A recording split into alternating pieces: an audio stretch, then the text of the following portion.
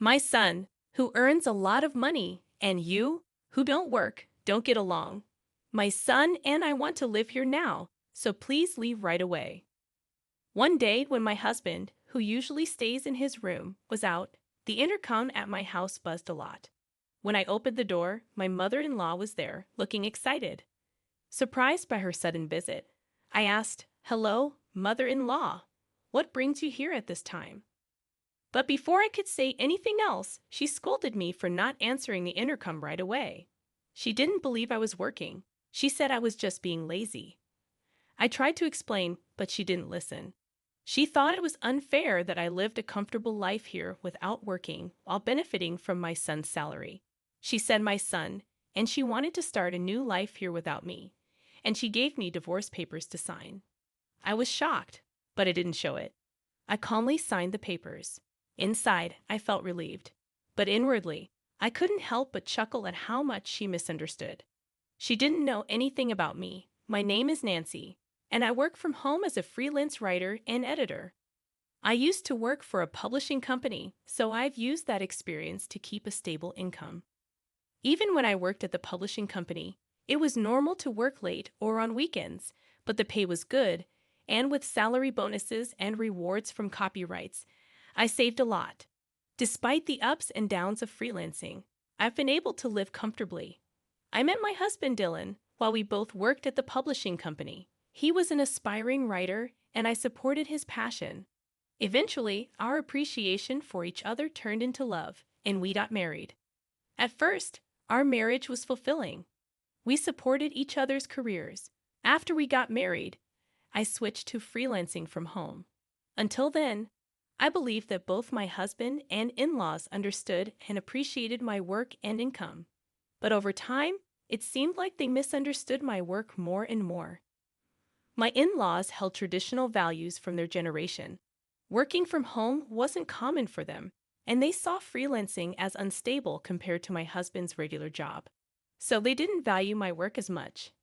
Additionally, Dylan began boasting to his parents about his success as a renowned writer. Because of this, my in-laws' cold attitude towards me intensified.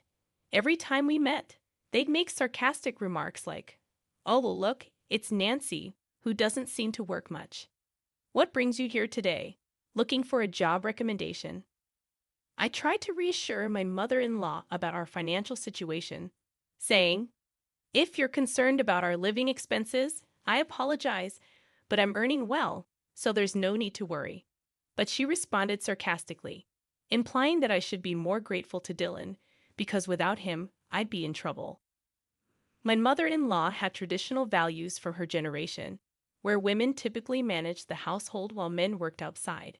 Seeing me work from home, she likely assumed I was avoiding housework. This story highlights the differences in generations and cultures, as well as the misunderstandings and challenges within a family.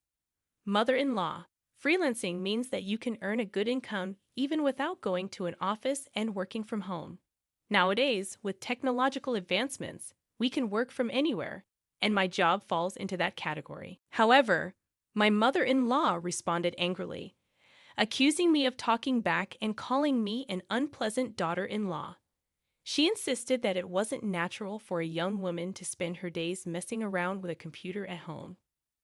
These kinds of conversations have been happening more often lately, and I was honestly getting tired of it. I bit back my retort, thinking, not this topic again. In reality, I was the main breadwinner and handled most of the housework, but I didn't say it out loud. At first, her complaints only came up when Dylan wasn't around, but recently, she'd been openly criticizing me, especially during family dinners at her house. It felt more like a session to criticize me than anything else. Despite being invited, only Dylan's portion of food would be on the table, and there was no seat for me, making it very uncomfortable. Moreover, I heard unpleasant comments from her and my father-in-law about me to other relatives. I was often surprised and hurt by their attitudes, but what irritated me more was Dylan's silence. They saw Dylan as a successful author and relied on him for money, often asking him to buy things. This was funded by the money I earned. Initially, it was a small amount, but lately we were spending almost $2,000 monthly for his parents. I decided to talk to Dylan about it. I told him I wanted him to stop giving my earnings to his parents without asking me first. But his response was colder than I expected. He said, "You're earning money while relaxing at home, right? It's easy money. So why not let my parents use a bit of it?" I was shocked by his words. It felt like the last straw. I felt betrayed, confused, and sad. Even though we faced challenges with his parents and our different backgrounds, I believed Dylan was on my side. That reassurance shattered with his words. Dylan, who I thought understood my feelings and efforts, ended up joining those who mocked me behind my back. I remembered our first date, when he passionately talked about his work, shared dreams, and values. I was drawn to his enthusiasm and sincerity, but lately he seemed to have forgotten his dreams and passion, spending his days aimlessly, often engrossed in games. This was completely different from the person he was when we first met. Games aren't inherently bad, but his obsession made him neglect his passion for writing, which saddened and angered me. I started questioning if I should continue my future with Dylan. If our relationship continued, what would become of my life? Even when I tried to imagine a future with him, I could only see a bleak future. So I decided to divorce him and secretly began looking for a new place to live. I searched online for apartments suitable for singles and visited a few properties for viewing.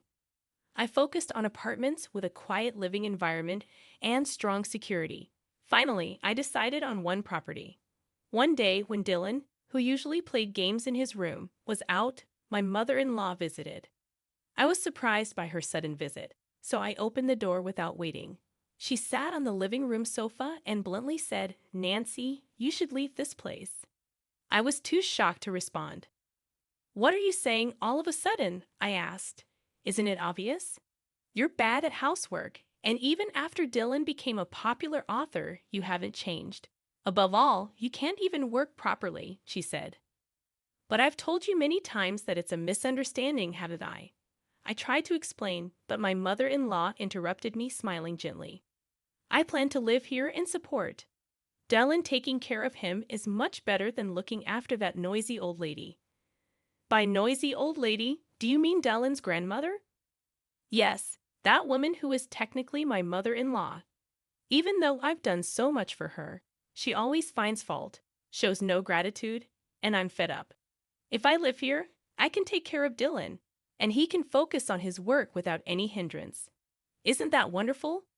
With that, she pulled out a piece of paper from the envelope she held. "So, would you please leave this house immediately?" As I listened to her words, I accepted the divorce papers she held out. They had been signed by Dylan. "Did Dylan really sign this?" I asked. "A little while ago, I suggested to Dylan that it might be better for both of you to get a divorce. It seems he was fed up with you too because he signed it without hesitation," she said with a playful tone. Everything that followed happened so quickly. I took my pre-packed bags and promptly decided to move to a new apartment. During the move, I also managed to file the divorce papers, and a new life began. My new life was smoother and more comfortable than I had expected. My small apartment had only essential furniture and appliances, and its simplicity seemed to boost my focus. I was free from complications, and each day was calm and peaceful. I'd wake up to natural light streaming in through the window and the sound of birds chirping in the distance. I could get up whenever I wanted, eat breakfast, and plan my day. When I started working, I'd get so engrossed that time would fly by. It felt heavenly not having to worry about the gaze and expectations of Dylan and my parents-in-law, and to be able to work at my own pace. One day, as I was engrossed in work at my desk, my smartphone vibrated. It was a call from Dylan. I hesitated but decided to answer. "Nancy, please come back right now," a desperate Dylan pleaded. "Why would you want me to come back all of a sudden?" I asked. To be honest, my parents found out I lied about being a popular author. I'm under immense pressure now. They're even talking about moving in, expecting to live off my earnings. So please, can you come back? "I see. But returning isn't that simple." You chose to sign the divorce papers, didn't you? So did I. We're not on the same path anymore. So deal with your issues yourself. It's none of my business, I responded firmly. His voice was a mix of desperation and sadness. But I believe we should be together. Please come back. We've chosen different lives now, I said firmly. I could hear Dylan taking a deep breath on the other end. I understand. But since the divorce, there have been many troubles, and it's costing me a lot.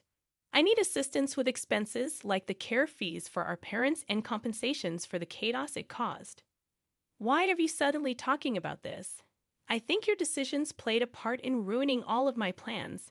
How dare you? Remember when we were married? How you and your parents mocked me? I didn't want to say this, but now you seem like an enemy. Your financial troubles arise because you don't work properly. Find another way to sort it out. I wish you wouldn't rely on me for everything, I said, feeling a mix of frustration and anger. With that, I ended the call. Despite numerous subsequent calls from Dylan, I blocked him and changed my number.